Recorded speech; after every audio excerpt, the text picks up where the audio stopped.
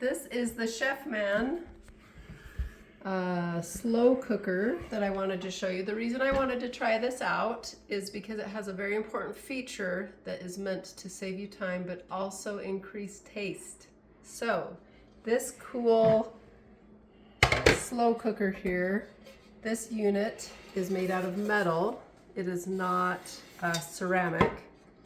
If you cook ceramic on top of a stovetop, for example, it will crack. But this will not crack because it is metal. So you can, I tried this out with beef stew because I wanted to see, does it work the way I am thinking it will work? And I browned the beef chunks in this container. You've already used that? I thought this was brand new. Nope. It cleans well. On the stovetop, yep. So I browned it. The recipe I was using suggested I do it in 2 batches. And I was like, no, the whole point is to save me time and also make it taste good. So I browned it all at once. And I probably could have got it browned better if I'd done 2 batches like the recipe said. But I was able to get the whole, I don't know, it was like 1.5 pounds, 2 pounds, I don't know. It was this much meat, you know, that much.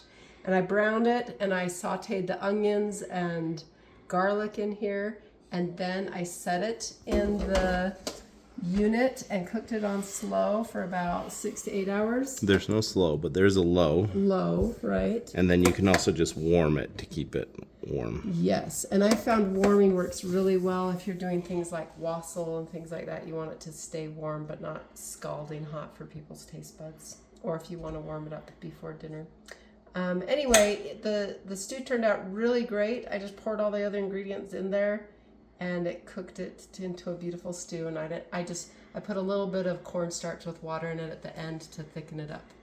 But it works really well. You can also put this in the oven if you want to like brown a whole roast or something quickly and then let it slow cook to the center in the slow cooker.